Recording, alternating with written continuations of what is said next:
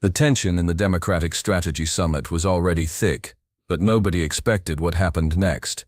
Stacey Abrams, the former Georgia gubernatorial candidate and voting rights activist, stood up from the panel table with fire in her eye. Across from her sat Jasmine Crockett, the rising star congresswoman from Texas, who had just challenged everything Abrams believed about the future of the Democratic Party. Yet, Abrams shouted, her voice echoing through the stunned conference room filled with Democratic donors, activists, and media. Just get out of here right now. The room fell silent. Phones started recording. What Jasmine Crockett said next didn't just shock everyone in that room. It sent shockwaves across America and may have just redefined the entire Democratic Party forever. Before we dive into this explosive confrontation that has everyone talking, hit that like button if you want to see more behind-the-scenes political drama, and don't forget to subscribe so you never miss these incredible moments that the mainstream media tries to hide. This wasn't just a disagreement between two prominent black women in politics. This was a generational clash that exposed the deep fractures running through the Democratic Party, and Jasmine Crockett's response was about to make her either a hero or a pariah depending on which side of the party you're on. To understand why this confrontation was so explosive, you need to know exactly who these two powerhouses are and why their clash matters so much for America's political future. Stacey Abrams entered this summit as Democratic royalty. The 50-year-old former Georgia House Minority Leader has spent years building her reputation as the ultimate voting rights champion. After her narrow loss in the 2018 Georgia governor's race, she became a national figure, founding Fair Fight Action and helping flip Georgia blue, and she's written best-selling novels, been featured on magazine covers, and has been mentioned as potential Supreme Court material. In Democratic circles, disagreeing with Stacey Abrams on voting rights and election strategy is like questioning the Bible in church. Jasmine Crockett, on the other hand, represents everything the old guard didn't see coming. At just 43, this former civil rights attorney from Dallas has only been in Congress since 2023, but she's already making waves that have establishment Democrats nervous. Unlike Abrams, who built her career on careful coalition building and institutional respect, Crockett came to Washington with a different playbook. She's blunt, fearless, and completely unimpressed by Democratic hierarchy. Where Abrams sees the need for patience and strategic messaging, Crockett sees opportunities for bold action that the party's leadership keeps missing. The summit itself was supposed to be a unity event, top Democratic minds coming together to plan strategy for the upcoming election. Big donors were watching. Media was present. Party unity was supposed to be the message walking out of this room. Instead, what started as a panel discussion about engaging young voters had turned into something much more dangerous for the Democratic establishment. The topic that triggered everything, whether the party should continue prioritizing traditional voting rights messaging or pivot to the economic populism that's energizing younger voters. Abrams had just finished a polished presentation about protecting democracy through voting access, her signature issue that's made her millions in book deals and speaking fees. It was the kind of speech that usually gets standing ovations at Democratic events. Safe, inspiring, and focused on the threats Republicans pose to election integrity. But when Crockett got her turn to speak, everything changed. She didn't attack Republicans. She attacked the Democratic strategy itself. We keep talking about voting rights like it's 1965, Crockett had said, her voice cutting through the room's comfortable assumptions. Meanwhile, young people can't afford rent, can't pay for college, and can't see a future where their vote actually changes their daily reality. We're fighting yesterday's battles while losing tomorrow's voters. The room shifted uncomfortably. Several older Democratic activists exchanged glances. This wasn't the message they'd come to hear, but Crockett wasn't done. And frankly, some of our most celebrated leaders are more interested in maintaining their brand as democracy defenders than actually delivering the economic changes that would make democracy feel worth defending. That's when you could feel the temperature change. While Crockett hadn't mentioned Abrams by name, everyone in the room knew exactly who she was talking about. Abrams' entire post-2018 identity was built on being the democracy defender, the voting rights champion, the person who saved American democracy by flipping Georgia. Abrams' face had gone stone cold. Her carefully maintained composure, the same calm that had made her a media darling, was starting to crack. You could see her jaw tighten as Crockett continued. We need leaders who understand that for most Americans under 40, voting rights don't mean much if you're voting for a party that can't deliver on housing, healthcare, or climate change. Pretty speeches about democracy don't pay student loans.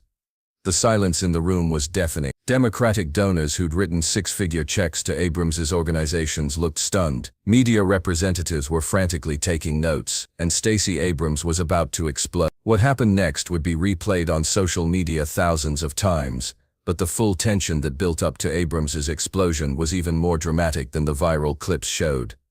Abrams stood up slowly, her chair scraping against the floor in the otherwise silent room. Her hands were shaking, not with nervousness, but with barely controlled rage. For someone who'd built her entire post-2018 career on being the dignified, unflappable voice of Democratic resistance, what Crockett had just said was more than a policy disagreement. It was a direct attack on everything Abrams had worked to build. "Congresswoman Crockett," Abrams said, her voice low but audible throughout the room, "I think you've fundamentally misunderstood what this summit is about, and frankly what the Democratic Party stands for." The room was so quiet you could hear phones buzzing as people started texting frantically. Democratic strategist James Carville, sitting in the front row, looked like he was watching a car crash in slow motion. Several prominent donors shifted uncomfortably in their seats. Crockett didn't back down. If anything, she leaned forward, her own voice rising slightly. "I understand perfectly what this party stands for. The question is whether what we stand for is actually working for the people we claim to represent." "You've been in Congress for barely 2 years," Abrams shot back, her composure starting to slip. "I've been fighting for voting rights since before you even decided to run for office. I've delivered results, I've flipped states, I've built coalitions that actually win elections. And yet here we are," Crockett replied, "losing young voters to apathy, because we keep telling them their biggest problem is voter suppression instead of economic suppression."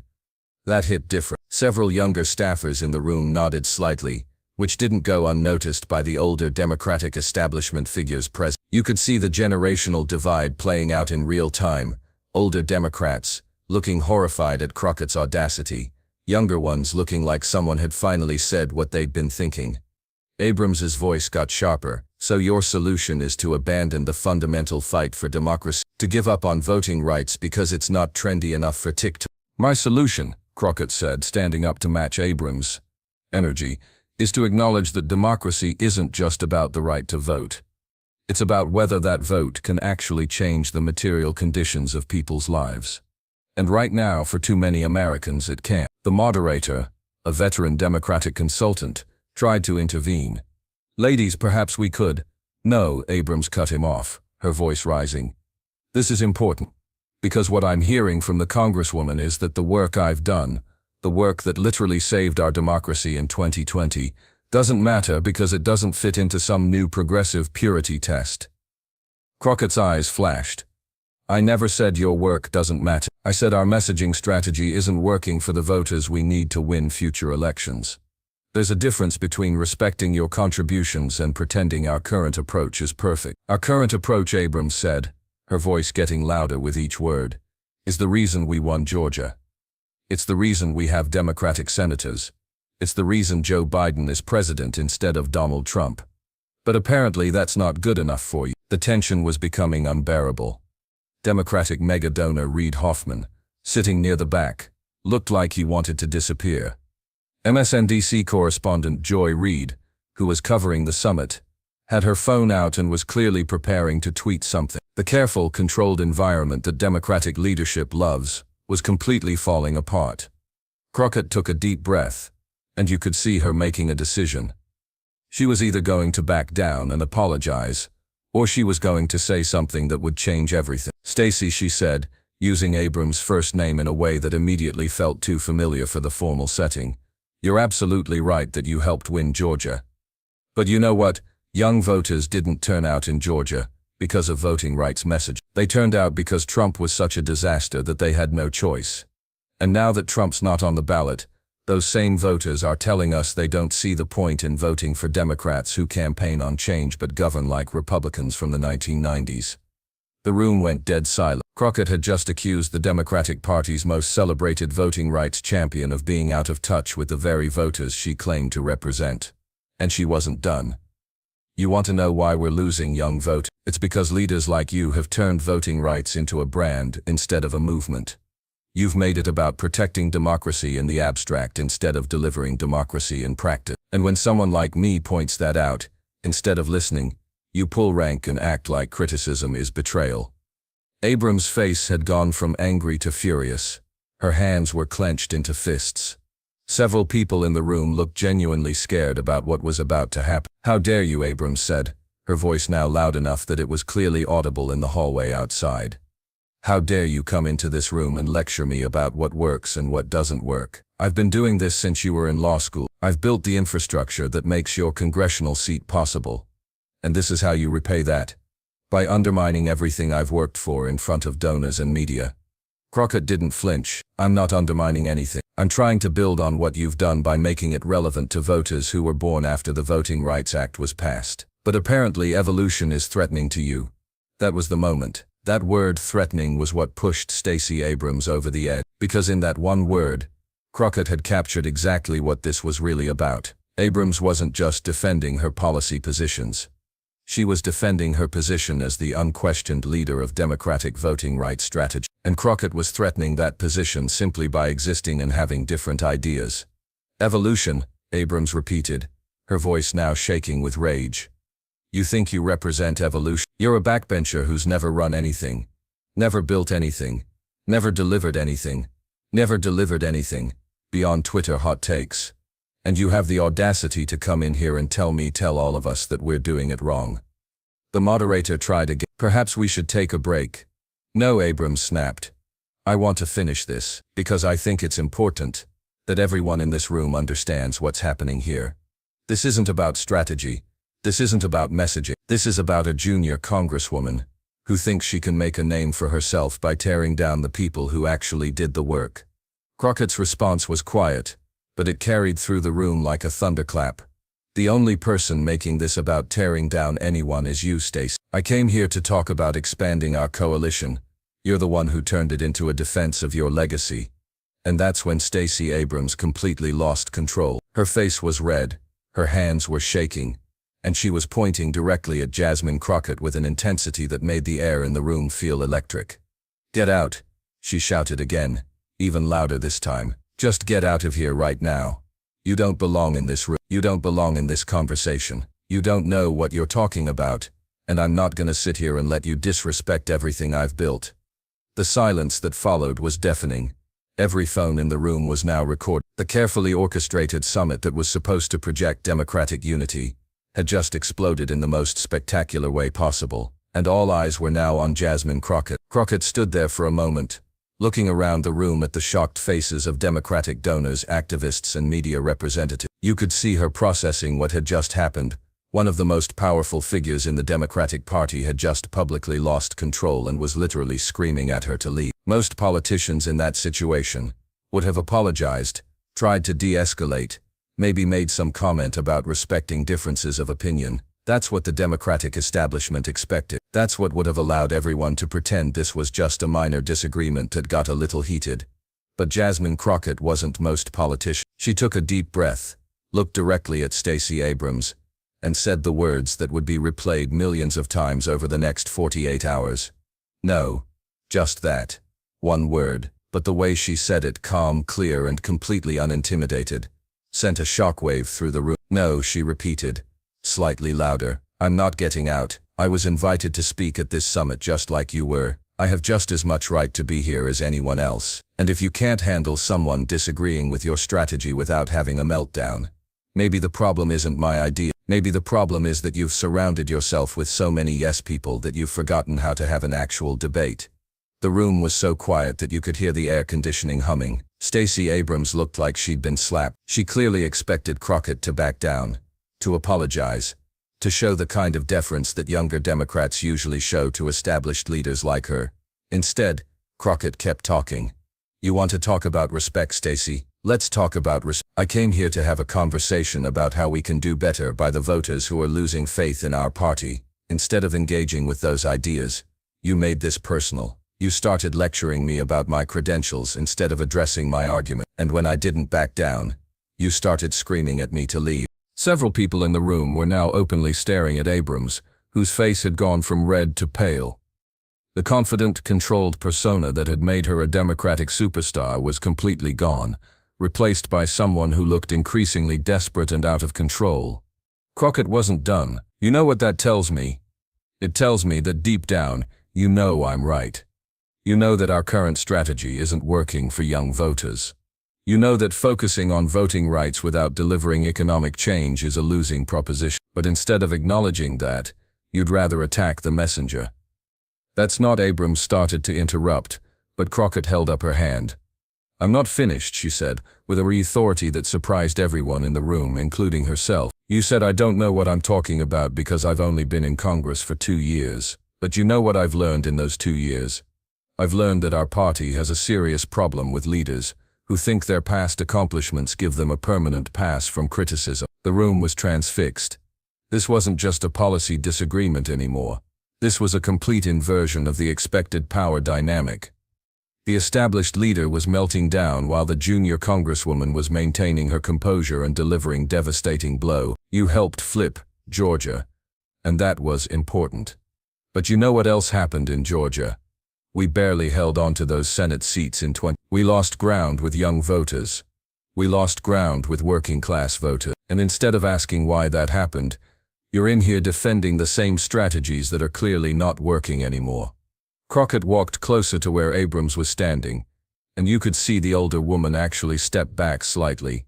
"You want to talk about building things? Let me tell you what I've built. I've built relationships with young activists who are ready to give up on electoral politics because they don't think Democrats will ever actually fight for them. I've built connections with working families who are tired of hearing about democracy while their rent keeps going up and their wages stay flat. I've built a presence with voters who want us to stop talking about what Republicans are doing wrong and start talking about what we're going to do right." The moderator tried one more time to intervene.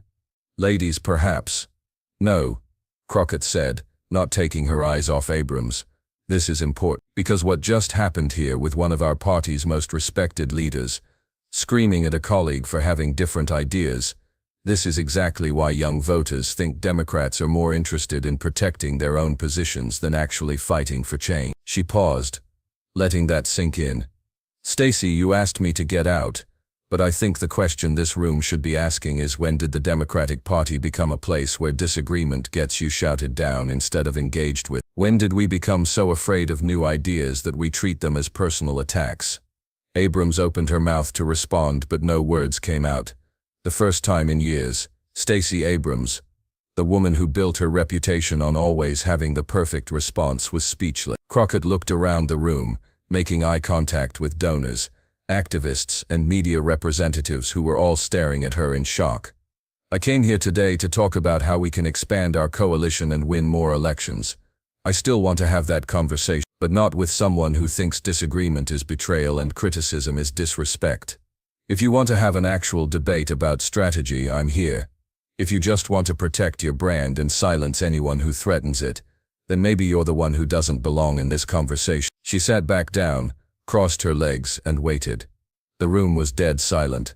All eyes were on Stacey Abrams, who was still standing there looking like she'd been hit by a truck. The woman who had spent years being celebrated as the calm, dignified voice of Democratic resistance had just been completely dismantled by someone half her age with twice her composure. Finally, Abrams managed to speak. "I think we should take a break," she said quietly, her voice barely audible. But Crockett shook her head. "I don't need a break, Stacey. I need an answer. Are you going to engage with the substance of what I'm saying, or are you going to keep making this about personalities and rank and who deserves to be heard?" Abrams looked around the room desperately, as if hoping someone would rescue her from the situation she'd created. But everyone was just staring, waiting to see what would happen next. She started, then stopped. I think maybe I was..." She couldn't finish the sentence, couldn't bring herself to admit what everyone in the room had just witnessed. Instead, she sat down heavily in her chair and stared at the table. The most powerful moment came when Crockett leaned forward slightly and said, in a voice that was firm but not unkind, "Stacey, I didn't come here to embarrass you or diminish your accomplishment. I came here because I believe our party can do better, and I believe you're smart enough to help us figure out how. But that conversation can't happen if you see every new idea as a threat to your legacy instead of an opportunity to build on it." The room stayed silent for what felt like hours but was probably only about 30 seconds. Finally, James Carville stood up and started clapping slowly. Then a few other people joined in. Not enthusiastic applause, but the kind of recognition you give when someone has just done something that took tremendous courage. Stacey Abrams never responded. She sat there in silence until the moderator officially called for a break, then left the room without speaking to anyone. But Jasmine Crockett's words were already spreading across social media, and America was about to have a very different conversation about the future of the Democratic Party. The footage hit social media before Stacey Abrams had even left the building. Within 30 minutes of the confrontation, Crockett TV's Abrams was trending on Twitter. The video of Abrams screaming "Get out," followed by Crockett's calm, devastating response, was being shared thousands of times per minute. But this wasn't just another viral political moment. This was something that exposed deep fractures in the Democratic Party that most Americans had never seen before. The immediate reactions split along exactly the lines you'd expect, but with some surprising twists. Traditional Democratic leaders were clearly rattled. Nancy Pelosi's office issued a carefully worded statement about respectful dialogue and learning from different perspectives that managed to avoid taking sides while subtly suggesting that Crockett had been disrespectful. Chuck Schumer declined to comment entirely, which in Washington speaks volumes. But the most telling response came from the Congressional Black Caucus, where Crockett serves.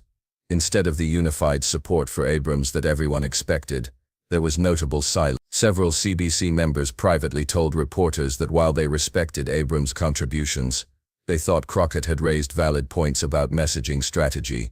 Representative Ayanna Pressley finally broke the silence with a tweet that said, "Healthy debate makes our party strong. We need room for different voices and different approaches if we want to win." It was diplomatic, but the fact that she didn't explicitly support Abrams spoke volumes. Young progressive activists absolutely erupted in support of Crockett. Alexandria Ocasio-Cortez tweeted, "This is what accountability looks like. No one's legacy should shield them from legitimate criticism about strategy and effectiveness." But it went far beyond AOC. Justice Democrats, the organization that helped elect progressive candidates, issued a statement calling Crockett's response exactly the kind of courageous leadership our party needs. The Democratic Socialists of America went further, using the moment to argue that establishment Democrats like Abrams represent a politics of performance that prioritizes individual brands over collective action. The progressive podcast ecosystem went wild. Pod Save America dedicated an entire emergency episode to the confrontation, with Jon Favreau arguing that while Abrams deserved respect, Crockett had raised essential questions about Democratic strategy. Chapo Trap House was less diplomatic, calling Abrams' meltdown the sound of a consultant class that knows it's losing relevance. MSNBC initially tried to frame it as a misunderstanding and brought on several Abrams allies to defend her record. But when they brought on political analyst Cornell Belcher to discuss the implications, he surprised everyone by saying, "Look, Stacey Abrams is a hero of mine, but Jasmine Crockett raised legitimate points about our messaging that we ignore at our own peril." CNN took a different approach, focusing on the generational divide the confrontation represented. Anderson Cooper's panel included both Democratic strategists and younger activists, and the discussion got heated when longtime Democratic consultant Paul Begala dismissed Crockett's approach as naive and was immediately pushed back on by activist Addie Barker, who argued that establishment Democrats like Abrams had become more invested in protecting their own influence than adapting to changing political realities. Fox News, predictably, had a field day with Democratic infighting, but they made the mistake of trying to paint Crockett as the villain. Their coverage backfired when several prominent conservatives actually praised Crockett for standing up to establishment bullying, recognizing that her critique of Democratic messaging could potentially help Republicans by dividing their opposition. Perhaps the most significant reaction came from the Democratic donor community, many of whom had been present at the summit. Reid Hoffman, the LinkedIn founder who's one of the party's biggest donors, issued a public statement that was carefully neutral but telling. The Democratic Party's strength has always been its ability to evolve and incorporate new voices. We need leaders who can engage with criticism constructively. But privately, several major donors were reportedly disturbed by Abrams's reaction. One mega donor told Politico anonymously, "I've given millions to Stacey's organizations because I believe in her work. But watching her completely lose control like that, it makes you wonder if she's still the right messenger for the fights ahead." More significantly, Several donors who had been planning to support Abrams' rumored 2026 gubernatorial run reportedly put those conversations on hold. One Democratic fundraiser told The Hill, "Donors don't just want to support causes, they want to support winners. And winners don't have public meltdowns when someone disagrees with them." Political scientists jumped on the confrontation as a perfect case study in party dynamics and leadership transitions. Melanie Price, from Prairie View A&M University, published a widely shared analysis arguing that the confrontation represented a generational changing of the guard that many establishment Democrats aren't prepared for. She wrote, "Crockett's response demonstrated exactly the kind of unflappable leadership that younger voters are looking for, while Abrams' reaction revealed how threatened established leaders feel by legitimate criticism." Harvard's Leah Wright-Rigueur went further, arguing that the confrontation exposed fundamental contradictions in how the Democratic Party talks about democracy and leadership. In a Washington Post op-ed, she wrote, "How can we lecture Republicans about threats to democracy while our own leaders try to silence dissent within their own party?" Perhaps the most significant impact was how the confrontation crystallized generational differences within the Democratic Party. Polling conducted in the week following the incident showed a stark age divide in how Democrats viewed the confrontation. Among Democrats over 50, 62% said Crockett had been disrespectful to Abrams. But among Democrats under 35, 71% said Crockett had appropriately challenged Abrams' approach.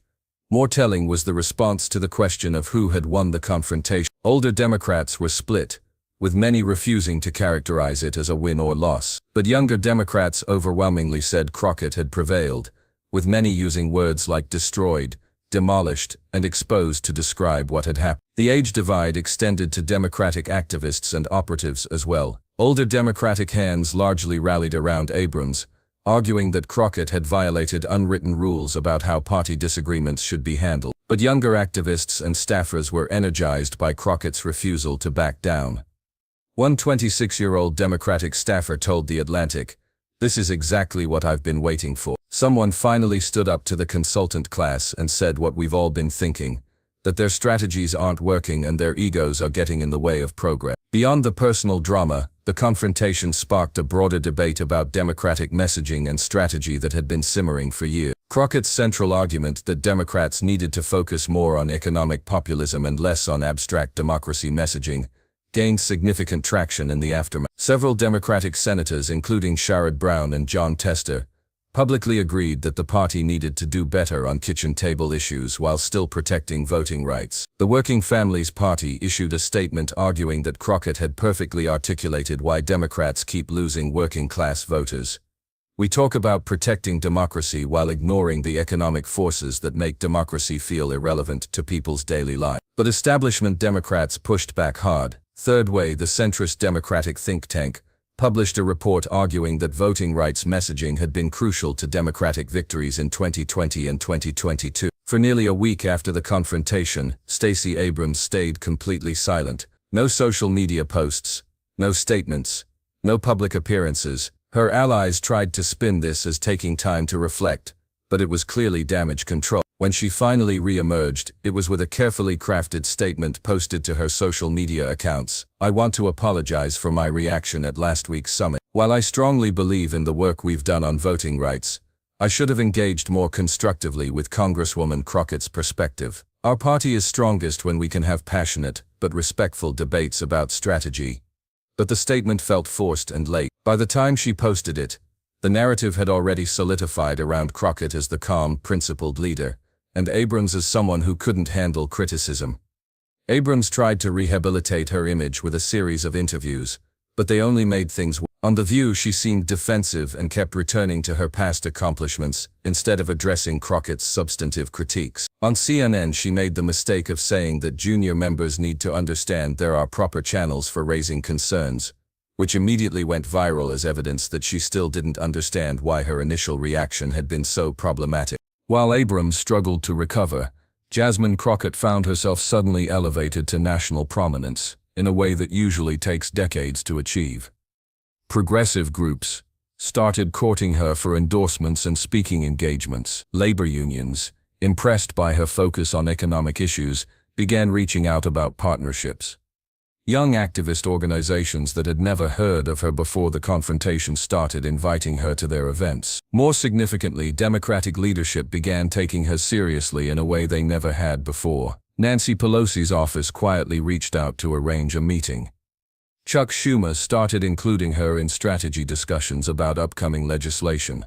The transformation was remarkable. In the span of 2 weeks, Crockett went from being a relatively unknown freshman congresswoman to being discussed as a potential presidential candidate. Political analysts began comparing the confrontation to other moments that had shifted party dynamics.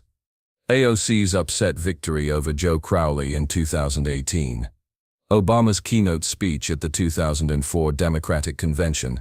Even Ronald Reagan's 1976 challenge to Gerald Ford. The comparison that seemed most apt was to the 1988 Democratic Convention, when a young Bill Clinton's keynote speech was initially seen as a disaster, but ultimately launched him toward the presidency. Crockett's confrontation with Abrams had similarly revealed someone with the kind of unflappable presence under pressure that presidential campaigns require, but the broader implications went beyond individual career. The confrontation had exposed how unprepared many established Democratic leaders were for internal criticism, and how hungry younger activists were for leaders who would challenge party orthodoxy. Democratic pollster Cornell Belcher summed it up in a memo that circulated widely among party insiders. The Abrams-Crockett confrontation revealed a fundamental tension in our party between those who want to preserve existing power structures and those who want to transform them. How we resolve that tension will determine whether we're competitive in future elections. Jasmine Crockett announced that she would be partnering with several progressive organizations to launch a new initiative focused on economic democracy, connecting voting rights to economic justice in exactly the way she had argued for at the summit. One of the first major donors to the initiative was Reid Hoffman, the same mega donor who had been present at the original confrontation. In a statement he said, "Congresswoman Crockett demonstrated exactly the kind of principled leadership our democracy needs. Her vision for connecting voting rights to economic opportunity represents the future of progressive politics." The message was clear. The donor class was already moving on from Stacey Abrams and betting on Jasmine Crockett as the next generation of Democratic leadership. And with that, the transformation was complete. A confrontation that began with Stacey Abrams screaming "Get out" had ended with Jasmine Crockett becoming one of the most sought-after voices in Democratic politics. The question now wasn't whether Crockett had won the confrontation, it was whether the Democratic Party was ready for the kind of leadership she represented. Based on the reaction to her calm, devastating response to Abrams' meltdown, the answer seemed to be yes. As this story continues to unfold, one thing is clear. American politics has a new star and her name is Jasmine Crockett. Her refusal to back down when confronted by one of the Democratic Party's most powerful figures didn't just win her that moment, it announced the arrival of a new generation of leaders who won't be intimidated by establishment hierarchy. What do you think? Was Jasmine Crockett right to challenge Stacey Abrams' approach, or did she cross a line by refusing to back down? Drop your thoughts in the comments below and don't forget to subscribe for more exclusive political analysis that you won't find anywhere else. The battle for the future of the Democratic Party is just getting started, and you won't want to miss what happens next. Hit that notification bell so you're the first to know when we drop our next deep dive into the political drama that's reshaping America. Because if this confrontation taught us anything, it's that